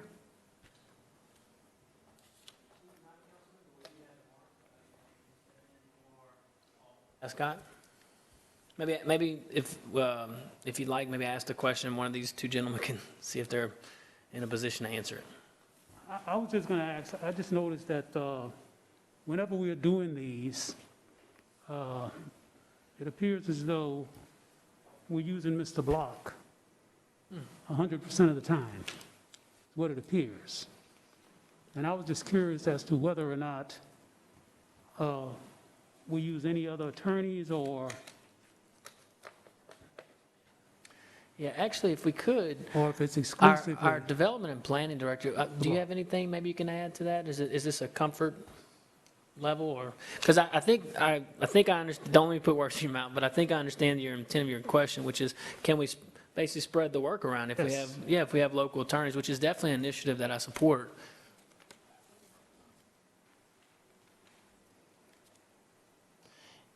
Right. So basically, we don't know, which is okay. That's a good answer, by the way. If you don't know, don't know. So, but why don't we address this issue, though? Because I think it's a good point, and I know our Chief of Minority Affairs has had that mission for a while now, to not only for lawyers, but also for engineers, architects, to diversify the pool there. We've got a lot of talent here in Lafayette, so I appreciate you bringing it up. Yeah, because whenever we get the attorney, I guess, account sheet, the monthly report, the first thing I'm looking for is to see if there are any names on there that I don't recognize, because it's the same ones over and over and over again. And it's really disturbing to me that, and I don't know if, I don't know if it's a comfort thing or just a familiarity thing or whatever. Probably. Or if it's just a situation where they've always done it. And that, to me, is not a good enough reason to not share the wealth, if you will. So I think it's something that we need to take a look at. And I agree. I think that's a good point. I think our I know a lot of our departments have that intention. It's probably a comfort level, though, if I had to guess, but that doesn't mean we can't get out of our comfort zone. So that's good. Again, we have a lot of talent here in Lafayette. I recognize Carlos's efforts, but I also encourage our department heads to be cognizant of this, too. Now, this might be an area of expertise that is, maybe this gentleman is the best person, so I haven't looked into that, but I definitely share in your intentions. Thank you. I think that you bring up a really good point, Councilman Lazard, is that there is situations, to the mayor's point, is that sometimes it's that particular issue is so specialized, there's only one attorney in the U.S. that can do it. But I'd be interested to know the answer to that question, too. Let us know that for the specific issue. And then, but it brings up another question, is I know that if somebody is interested in being able to bid on a service within LCG, they have to work with our purchasing department to be approved and be added to a list. And that's anything from when we buy printer ink to chairs to mowers to, or if you want to be able to mow grass or anything like that, you have to get on a list. Do the attorneys have to do that as well? No. Right. It's a little different for No, the certain attorneys professions. don't. They don't? That doesn't apply to attorney, to legal. Okay. Right. Nope, that was curious about that, but thank you. And But that's all again, I have. I think the intention's really well, and I think we're all are nodding our heads that we agree with you. So let's just find ways. But if it is a situation where it's an expertise, you know, as a chair said, you know, maybe it's a specialized area law. It's not an area law I practice, but we definitely want to encourage diversity, encourage to get as much talent in Lafayette, these services as we can. Thank you. And I do think it is And a then- specialized service, though. Yeah, thank you. Because that follows state law, the demolition law, condemnation law, that's under revised statute for Louisiana law. That's not saying, though, that's not someone else that they could find in Lafayette who also is specialized in that area. Perfect, but they're going to get us that answer, so thank you. Just a follow-up. Mayor, isn't there also a category of services that falls under your exclusive purview, if you will? Is Lori still back there? It might be, Paul may have that answer too. Yeah. Isn't there a category where the mayor has the authority to hire for certain things outside of the public Outside bid the law or something, right? Right, but Am I don't think it's applicable for these particular services. And also, I don't know that answer, so. Not for legal services. Right. We know. But I thought, I may be wrong, and I need to do some more research on it. That's okay. But I thought there was a category where, Paul, can you chime in on this? Paul, your mic is hot, Paul.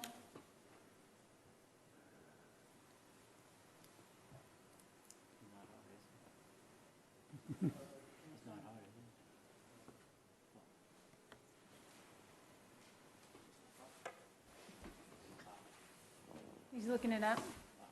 And like I said, I may. Well, Councilman Lazar, do you want Yeah, to we get can- with we them can- that we way? can- we Because can it looks follow up like on it, yeah. our legal is flipping through some pages. That's Let's- fine. Let's Yeah, let's move on. Let's move on. Let's We'll- move we'll take on. it up later. Perfect. Thank you so much. We are moving on to introductory ordinances. I want to remind, no, I'm sorry, we already did that. We don't have any public comment.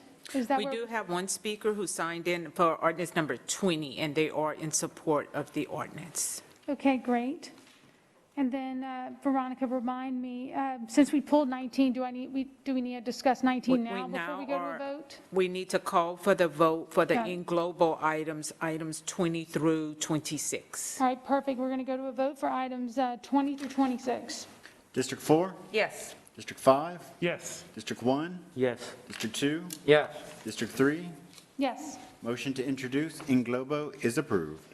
thank you. And then now we're going to go to number 19. Please read, Jeremy. City Ordinance 5, 2021, an ordinance of the Lafayette City Council amending the Lafayette City Parish Consolidated Government Code of Ordinances, Chapter 62, Offenses and Miscellaneous Provisions, specifically Article 1, Crimes and Offenses in the City of Lafayette, particularly to add Section 62-89.1, Downtown Curfew Hours for Minors. Okay, Okay, do I need a motion and a second for this Yes, one? I ma'am. need a motion and a second. For number 19, it's the downtown curfew downtown ordinance. curfew one. Do I have a motion or a second? I'd like to speak, please. I need a motion and a second for you to speak. So moved. I have a motion. Do I have a second? I'm not hearing a second. Council members, do I have a second for number 19? If there's no second, it There's no dies, second, so it dies. for lack of a second. Okay. And we move to joint intro All right, we're ordinances. moving on to joint introductory ordinances. Reminder that item number 29 is pulled from in globo. Jeremy, please read, I'm sorry, can I get a motion and a second for intro items 28 and 30? Can I get a motion and a second for items 28 and 30? I have a motion from Cook. Do I have a second? Second. Second by Mr. Nakhan. Jeremy, will you please read items 28 and 30?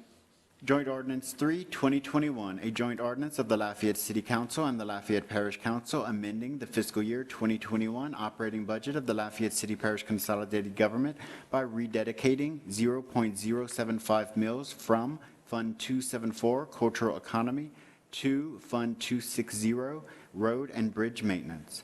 Joint Ordinance 5, 2021, a joint ordinance of the Lafayette City Council and the Lafayette Parish Council amending the fiscal year 2021 operating and capital budgets of the Lafayette City Parish Consolidated Government by increasing revenues in the amount of $67,500 received from the Louisiana Office of State Parks for a land and water conservation program grant for the Nature Station, transferring matching funds from Nature Station Elevated Boardwalk in the amount of $67,500 and appropriating within the Community Development Department. Council discussion? Not seeing any. Ms. Williams, do we have any public comment on those two items? No, ma'am. All right, then let's go to vote to introduce in globo 28 and 30. District 5? Yes. District 1? Yes. District 2? Yes. District 3? Yes. District 4? Yes. Motion to introduce in globo is approved. Jeremy, will you please read number 20? Oh, I'm sorry, can I get a motion and a second Oh, for you need to read 29. 29? I'm sorry, yes, please read number 29. Joint Ordinance 4, 2021, a joint ordinance of the Lafayette City Council and the Lafayette Parish Council amending the Lafayette City Parish Consolidated Government Code of Ordinances, Chapter 6, Alcoholic Beverages, specifically Article 1 in general, particularly to add Section 6-14.1. Can I get a motion and a second for item number 29? Can I get a motion and second? I'm not hearing either, so it dies on the floor. Moving on. Comments from the public on items not on the agenda. Ms. Williams, do we have any public comments? Yes, ma'am. Okay. This is the time to speak about comments relative to the City of Lafayette that are not items on the agenda. No debating or confrontational statements will be allowed. For efficiency and to allow everyone the opportunity to speak, questions should be submitted in writing to the clerk of the council. The 3-minute rule is in effect. Ms. Williams, will you please call for the comments? First speaker is Jack Venable, followed by Trincella Bonat.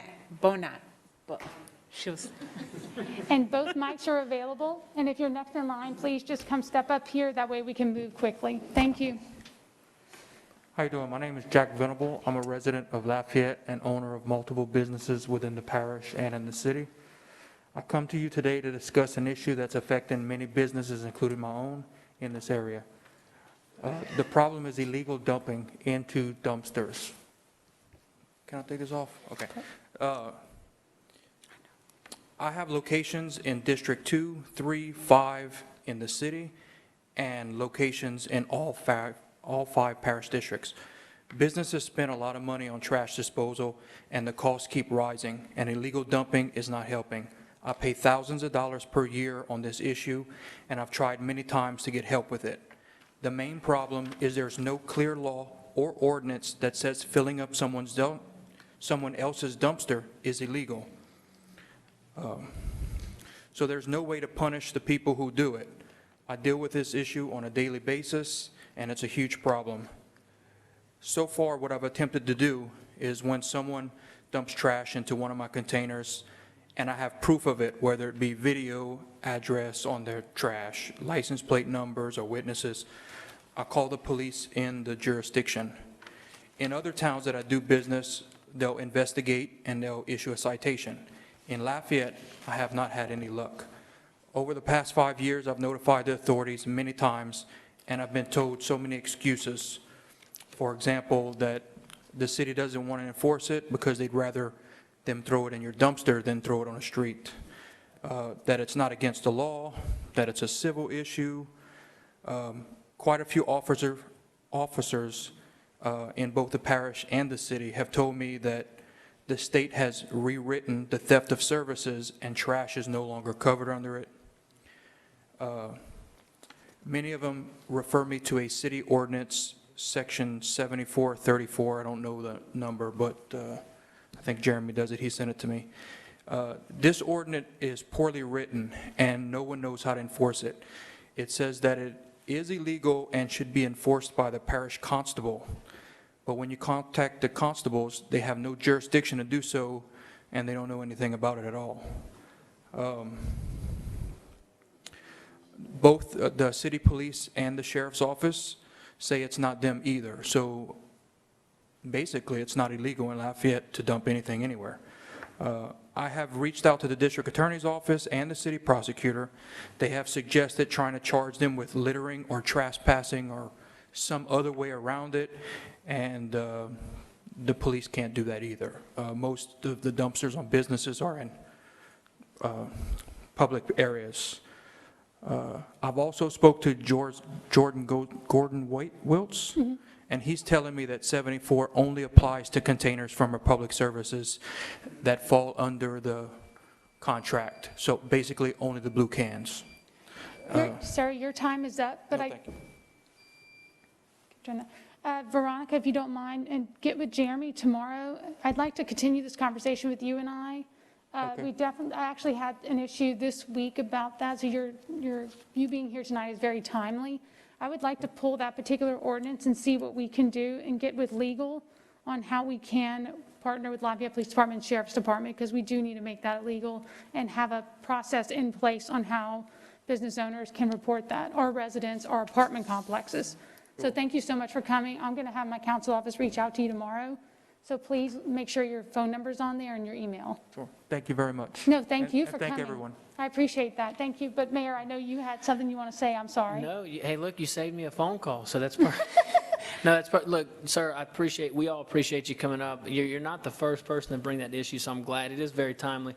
So I join in the chairperson's initiative. If you could get some feedback from your colleagues as well, and then Mr. Escott can help us and work with the council's office, and we'll see what we need to do. If it's drafting, we may have to draft a joint ordinance if we can help the unincorporated areas as well. I would support that. So just, yeah, that's fantastic. Thank you. Absolutely. And thank you, sir. Mayor. Appreciate you. And if we don't mind finding out best practices, if we can pull, and I don't know, Mary, if that's your department that can help us with that, because it'll be with enforcement. Yep, you're nodding. So I'd like to see best practices, other communities, how they handle that as well. So you don't mind start working on that? Two thoughts. So if Mary gets involved, it's administratively, which is fine, and that may be appropriate. But if we're going to add unfortunately, a criminal aspect to it, then it would be law enforcement. Right. And there's nothing wrong with having both elements. You know, I definitely would always rather the administrative approach, even though it's a little more work on our departments, but it gets the job done at a less, I guess, restrictive way. So absolutely. I know I don't have any time, but it's relevant. I did get the sheriff's department to write a citation on that ordinance. Now we have to wait for the district attorney's office to process it to see even if it applies. So that could take a while, but whenever it does, that'll. Perfect. Thank you, Mayor. And we'll get with you tomorrow. Make sure we have your name, phone number, and email. Thank you. Next speaker, please. Trincella Barnett, and I just provided you with a handout, and that's her handout. And she will be followed by George Bentley. Good evening. My name is Trincella Barnett. I'm here to speak about an issue that affects myself and my community.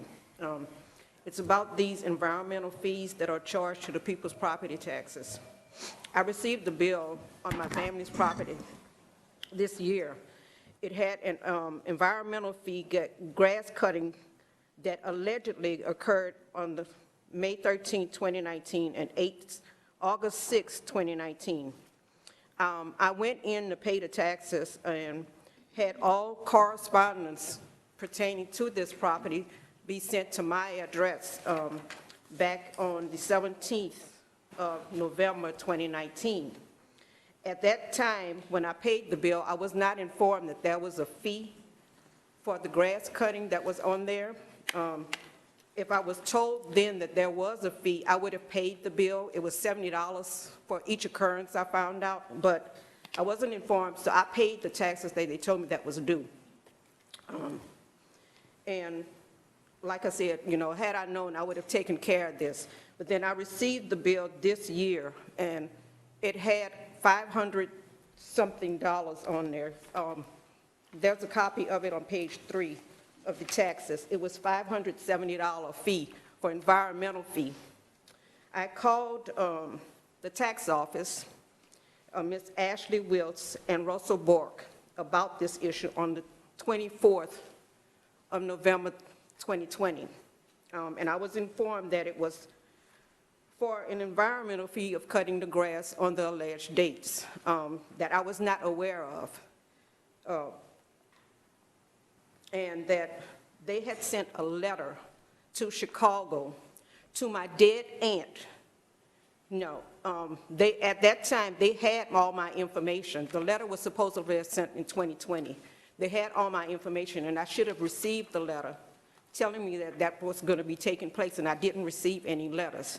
So I'm calling about this, you know. Had I had known about it, I would have paid it. But this is a problem that is taking place in our communities with not only myself, but with a lot of people. And this is something that I think that needs to be addressed. You know, we need more communication and more accountability and some form of way where, you know, because I went to pay the taxes and I was told that I couldn't pay just the taxes. I had to pay the whole amount, you know. That's a lot of money to cough up at one time, you know. And a lot of people in our community are on fixed incomes. They're elderly and they can't afford that. So we need some resources that'll help these people and myself to take care of these bills, you know. If you have any questions, feel free to call me or ask questions. Councilman Lewis buzzed in, so he has the floor. Thank you. Ms. Bonnet, I want to make sure I'm clear on this. You said that you had received a bill, I guess that's what it is, a bill for not cutting grass or debris? On the bill, it says right here, on the tax lien, it says for environmental fee of $570. Now, I never did receive anything telling me that they had cut the grass. I just started assuming the property taxes when my aunt died in 2019. Around the 17th of November 2019, I went and paid the taxes, and I filled out the form to have all the correspondence pertaining to that particular property sent to my address. I didn't receive anything. I was informed when I called Ms. Ashley, she had to reinvestigate it because she was asking me for some dates, and I'm saying there's no dates on here. I don't know what you're talking about. It's just saying an environmental fee. She had to go back and pull the folder to see what was that all about, and she informed me that it was for these grass cutting fees, you know, and I'm saying, okay, well, when did they go cut the grass? Because I wasn't informed, and my family members didn't tell me that they cut the grass. My question is, did you receive any, because normally when it's time to cut grass, it's some grass that had not been cut in a while, they send you a letter, certified letter saying that the grass need to be cut. Did you receive anything like that? So you just found out about this $570 lien just this year when I got the tax notice. Yeah, I'm sorry. Okay, I think so. Hey, I tell you what, let's take this offline because we're going to need to go back and look. Who's your council member? I didn't see your address. Well, I just moved. Pat is the council member for where this address is at. Perfect. And right now, my council member is Dr. Lazar. Why don't you and Pat connect? Pat can, or the office can reach out to you. We can pull up. They'll have the file with all the letters they sent, the date it was sent, because they're, like Mr. Lewis said, they're all certified letters. So that way we can have a meeting about that and not have it here at the council meeting and hash it out. That way you have all the information in front of you. Yes, Does that I work? requested the information, but they would not send me the information. No, I wanted to present it at this council meeting, but like I said, they would not provide me with the information, especially Mr. Bork. You know, he's very Mr. Who? rude. What we can do Bobby, is whatever his name Yeah. the staff could follow up Yeah. with Mr. Bork, and we can get the information on Mr. Perfect. Lewis's behalf. We could see who was the property owner. That's who they would notify. If you were not the property owner at the time and it was your aunt, Family property. yes, but it would be notified of the person on the name on the property. But we'll follow up for you, and we'll get that information to Mr. Lewis, because we don't have none of that information, of course, before. My issue is, though, when the alleged violation took place, I wasn't responsible for the property. Right, that's what I thought, In yeah. November, I actually took responsibility for the Right. property, but they sent a letter before they put the tax lien against the property. They sent a letter in 2020 to Chicago. So again, we're going to, because Yeah, your we'll time have is to up. look it up. We're going to have the office connect with you tomorrow. Is that okay? Okay, Thank you so much. I appreciate you coming. Thank And you. Pat, just so you know, that's in Yeah, your okay. district. thank you, Pat. Thank you. Appreciate George it. Bentley, followed by Clifford Taylor. You buzzed in. Did you want to speak? Thank you. Can you, excellent. Thank you. I'm George Bentley. I have more than one residence here in the city limits, and this is involving property I own on Filer Road. I spoke with you, this has been about 6 months ago, and Mr. Chednever and I spoke. We set a tentative appointment. I couldn't make it. I called, we touched base, canceled it before. A little time go by, and never heard back from him, and I put in a couple of calls, haven't heard back from him. My concern is I do not want another micro-inch of blacktop on Filer Road, because I'm very concerned that it just might flood my house, okay? I don't know who's up to things, but the original entrance into that retirement village that never should have been allowed on the downhill side of a drainage blocking a 22 by 4.5 foot ditch is now 24 inches. It's on the downside. It's downhill. And Barrel School Road is down there. In other words, now you got a place where at X point the water can escape, but that ain't big enough, okay? They put a temporary entrance into the place on the other side of the coulee, on the uphill side of the coulee, where the entrance should have gone before. Somebody blew it. Planning, I don't know which department within the city is supposed to oversee this kind of stuff, but it never should have been allowed. Never, ever. The problem I've got is where they put that entrance, the permanent entrance, because the other one is temporary while they're building the place. That coupled up with about 12 inches of blacktop that's been put on Filer Road in the last 45 years that I've been living there and owned it, okay? That creates a dam, and I'm very concerned about it might get my slab. The poor people in Clearview have no chance whatsoever. We get a big rain, they have no chance, which leads to the other thing I'd like to do while I'm here. You and I had some conversations before they put that entrance where it was allowed. I said, don't do it. It got done. I have an email that says, it'll be Katie bar the door if you block that ditch. Well, next thing I know, they did all the dirt work. Next thing I know, they started doing the dirt work again. They raised it about 2.5 feet for maybe 20 acres. I don't know how big the thing is. Okay.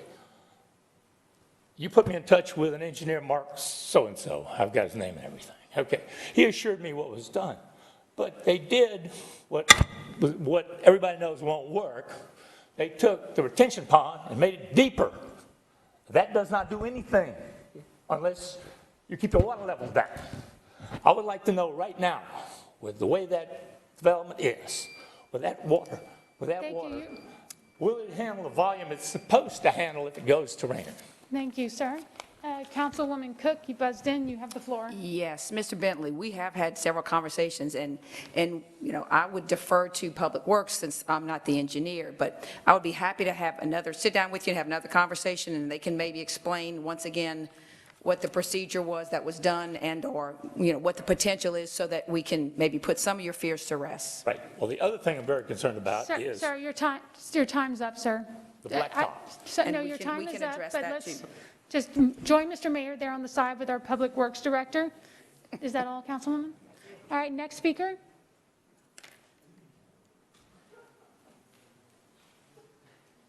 Next speaker. Oh, there you are, sir. I'm sorry. Clifford Taylor, followed by John Babin. Good evening. I'm representing District 5. The name of that area is Cropperville. It's one of the oldest neighborhoods in this Lafayette.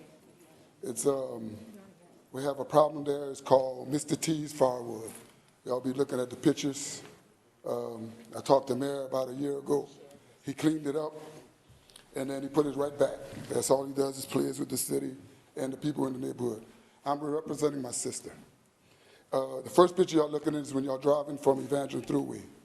That's the corner of Drain and 16th Street. The next picture is Darby's Grocery, which the first thing the city's going to tell you is that he's grandfathered. But he bought that business and he closed it. What we need is for this business to leave this area so that people can have a quality of life there. The children can get hurt playing around in that area. Unfortunate, for 5 years we hadn't had nothing happen yet, but it's going to happen. But I can't go through everything. The pictures talk for themselves. So I own another piece of property on 109 Guidry. It's the last picture that you have. I got the same thing with the other young lady. I got a bill this year from 2019, and I changed my address in the last year for the taxes. On this sheet, it says they mailed it on the 27th, but it went to my old address, and when I got my taxes, I got a bill for $365. And I talked to Mr. Russell Bird 2 weeks ago. He said he was going to check and see when I changed my address. I'm the customer, and heard from him yet. So I'm here to ask to have this reduced because the tax is only but $27. And every time I attack Mr. T's Firewood, the name on the sheet of paper goes to my property, and the adjacent property right behind is something that Mr. T's owns, and y'all can see the debris. So he sees me, I don't cut the grass, but you don't see that debris back there. And I won't say his name, but y'all can see the name on this sheet. We really would like some help. I know we talked to you last year about it, Mayor. They cleaned it up, but like he says, the city come, I clean it up a little bit, and then I go right back. So as soon as the storm came, this is what y'all see from January. But I really like to have some help on this, because I did change my address when I paid taxes last year, and my name is on it. I see that we have a few council members that have buzzed in, so hold on one second. Councilman Lewis, you have the floor. Just to make clear out, just to be clear on this, you're receiving bills that is not for you? That's what I'm understanding? It is for me. It's on my property. It's your property. But I didn't get it because I changed my address and they sent it to my old address. That's the address they have on here. And I told Mr. Bird that I changed my address. He said he was going to check to see when I changed it so we can get it fixed, but it's 2 weeks later and I hadn't heard from him. Yeah, I think some other council members want to chime in, so, I let them chime in. Well, I think this is very similar to the other woman situation, is that perhaps we can have get with Ms. Veronica Williams, make sure we have your correct phone number and email address, and we can work with the council member in that district and in inspection, and we can come up with a solution to that, if that works for you? Yes. Perfect. Thank you so much. I appreciate it, because we'll need the copies of documents, so. Well, the picture speaks for itself. No, you're right. The fireworks. You're right. Thank you, sir. Appreciate it. Next speaker.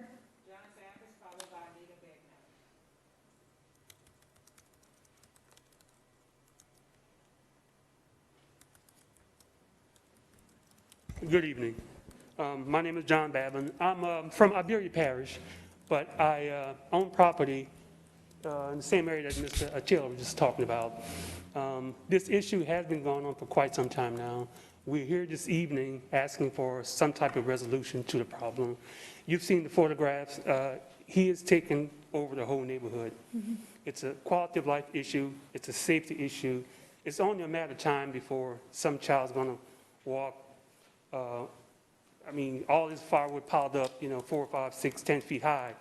Near my property, what he's doing now, he's going out into the parish, getting firewood, and he's taking the trash and he's piling it on the side of the road for the city to pick up. And it just sits there, right on the side of the road sidewalk. He's taking his trailers, which are filled with firewood, and parking on the sidewalk, impeding the sidewalk.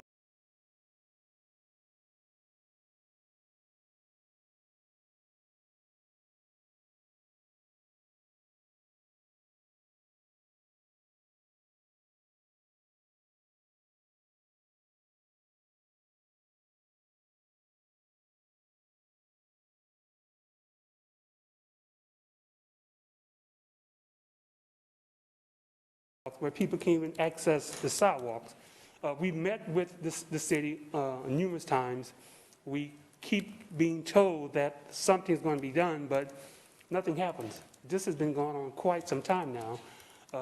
I don't live here. Like I said, I'm in Darby Parish. I was born and raised in Lafayette. I've only been in Darby Parish for 7, 8 years. I still have family in that area.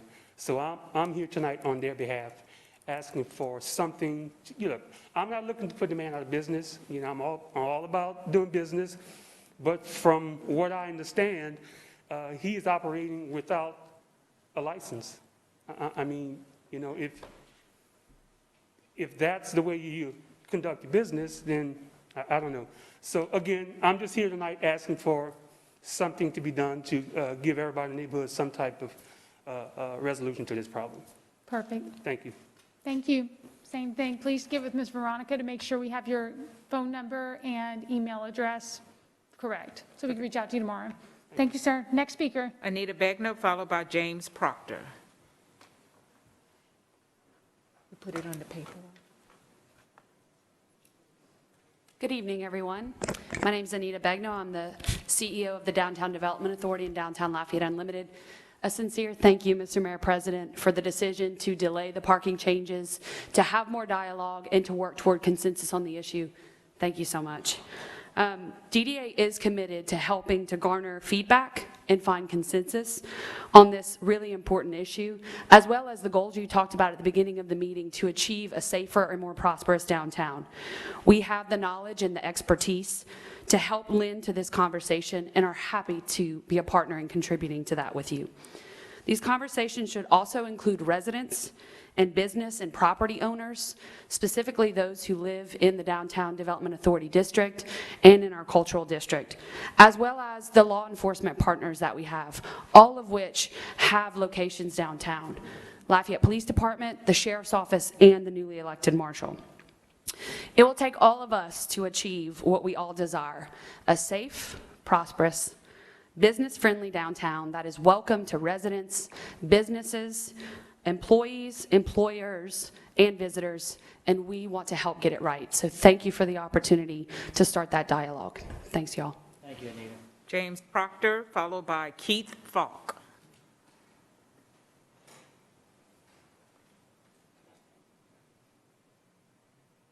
Good evening, everyone.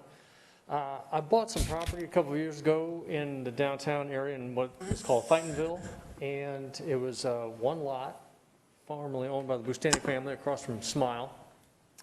And it was 2 lots, 1 sale. And to my dismay, about a week ago, my girlfriend said, "Hey, your lot's under adjudication." Our lot is under adjudication, one of them. I said, "Well, that just can't be." Well, when I looked deeper into the situation, what had happened was the address had been changed for one of the lots, but not the other, even though it was part of one sale. So I started calling around frantically because it was a $500-something bill, which to a guy like me who's been laid off from his oil field job due to COVID represents a significant amount of money. So I called Mr. Lewis here just to see what he could tell me. He suggested I come down here and talk to you. Now, I've also talked to Mr. Wiltz over at the tax assessor's office. This is for the city tax. Turns out I was paying for the parish tax on both lots and the city tax on one of the lots the whole time. The city tax on the lots is $22 each. So, $500 certainly came as a surprise. I'd like to add here, at the risk of being long-winded, that earlier this year, I was walking the streets of the north side for the census, And one thing that I consistently noted is that there are a heck of a lot of people out there who are unable to do what we consider the traditional American means of transmitting our wealth down to the next generation through a home. They're not able to do it because they're losing their homes. And I can't help but feel like this $500 surcharge, while it may not be generating a whole lot of money, I just cannot see it generating a whole lot of money for the city revenues. It is probably a showstopper for plenty of people out there who would like to hand on their home, but are all of a sudden having it yanked out from under them. These are lots that I would like to build on one day. Right now they're empty, but it's a part of town that I'm living in and I'm committed to and I'm happy to be in.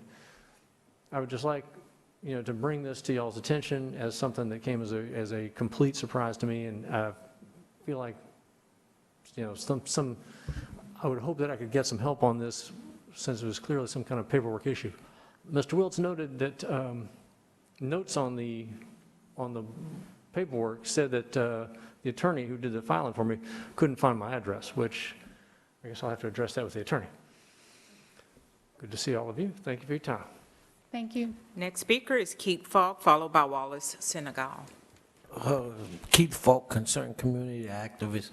Who is in charge of the upkeep of Moss Street? Well, And when was the last time it been inspected? Because Moss Street needs to be done. Something needs to be done with Moss Street. Every time you drive down there, it's bumpy. Goodbye to your struts. Something is wrong with Moss Street. It's terrible. It's terrible. It's a safety hazard. Somebody needs to go check it out.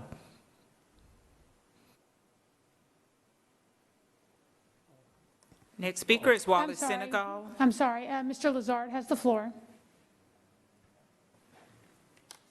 If you can identify for me the particular area that you're referring to, Moss? because Moss Street is actually Louisiana Highway 728-1, which is a state highway. Okay. So it's state. But we can certainly, like I said, if it's a particular area you're referring to, I can certainly take the necessary steps to try to get it addressed. Willow, from once you turn off a Willow down Marsh Street going towards Gloria Switch, all the way down that way. The whole thing is not that bad, okay? There may be some spots. The sections in between. I'm giving you the cross streets in between where it's bad. I got you. I'll ride up and down Moss Street, so I'll see if I can identify areas that really need attention. Preferably around Pizzaville Village. Okay. All those areas. It's bad. It's rough. Okay. It's Not a rough. I'll certainly take a look at it and contact the appropriate authorities. Thank you. Wallace Senegal, followed by the final speaker, Landon Leblanc. Yes, good evening again. Councilman Lazar, from Moss Street to Alexander Street. That street would be in terrible shape. It's not just one area. You can get in one area and it's going to be worse than the other area. But totally down to Moss Street, from Willow all the way down to Alexander. So that is a terrible street compare. And it's been like that. It's not just under your watch. It became like that. It's been like that for many years.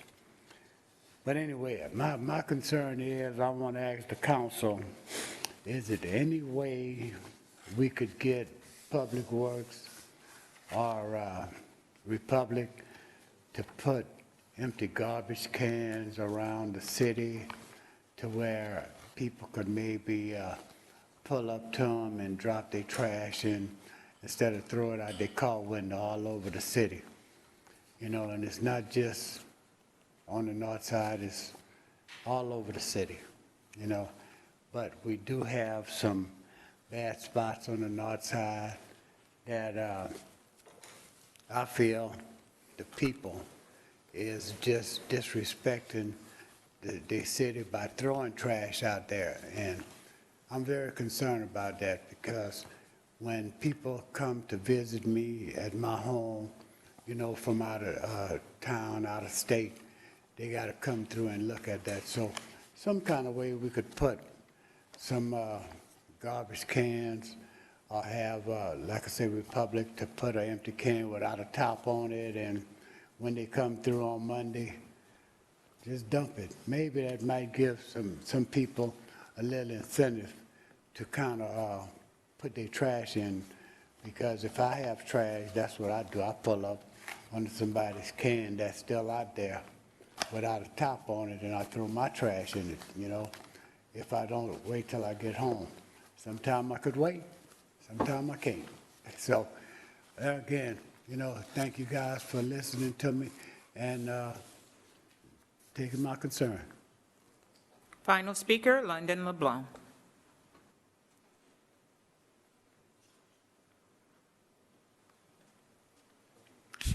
Good evening. Thank you for taking the time. My name's Landon Leblanc. I am a resident of downtown Lafayette, and I want to thank you for your concern about the safety of downtown. I do have to ask that maybe the residents get included in the conversation a little more often. Sometimes there's not a lot of us, but sometimes it feels like we get left out when thinking about ordinances for downtown, specifically the 24-hour parking. I do understand the rates may be a little antiquated, but the 24-hour parking feels a little harsh, and maybe dialogue with the residents and some of the business owners downtown might help to find a better solution somewhere in the middle. Thank you for the time. No other speaker, Madam Chair. Thank you. Mayor, I want to confirm, because I did get a text from somebody that lives downtown as well. I know that originally the parking was going to start tonight. The new rules were going to affect, but you said you're going to wait on all the rules. Is that correct? Hold on, let me get you. I just want to confirm. No, I appreciate it. No, and that date was not arbitrary. We knew we had a council meeting. We knew we could have this opportunity to have a continued dialogue. And look, I appreciate it, but it's not just from the council, not just from Councilman Lazard, who represents that area, but DDA, one of our residents came by. Thank you for doing that. I know it's kind of late, but you know, your input's valuable. And look, I think Anita said it perfectly. We're all in this together. We all want a safer, more prosperous downtown, and we're committed to that. So that's correct. Perfect. And he mentioned that he wants to be, more residents want to be a part of the conversation. Yeah. You didn't mention any future meetings, but do they email your office to get involved? Who's that? In the future discussions, Yeah, no, like business owners, DDA, residents? Yeah, and Councilman Lazard, I know he's in town, so Councilman we Lazard. always defer to our each respective council member in that district, so I know that you have an interest of getting residents involved, so maybe, and I'm looking at our DDA CEO, maybe she can put some more work on you, but no, you're doing a good job. And if we could get some more input from residents, that'd be great. And also, while I have the mic on this issue, and Anita can talk about this maybe at a different meeting, but there was a consultant that one of our meetings, I mean, we've been talking about this for like 6-7 months. So one of our meetings, somebody downtown had mentioned a consultant. Do you have the name? Responsible Hospitality Institute. I would encourage that dialogue. Maybe get the council involved. If I know DDA committed, if I'm not mistaken, $10,000. 30. So they're committed. Look, and these, someone mentioned best practices. If we can bring someone that has some suggestions for us to adopt here in Lafayette, then we should all run to that, not run away from it. So, you know, so we want to appreciate your commitment to downtown and also to our council members. Perfect. You sure you're good? Okay, perfect. So if you're interested in getting involved, reach out to either the mayor's office or to your council member that represents you, Councilman Glenn Lazard. So, all right, and I don't see anything else. And with that, I'm going to adjourn the regular city council meeting. Thank you all and have a good night. All right.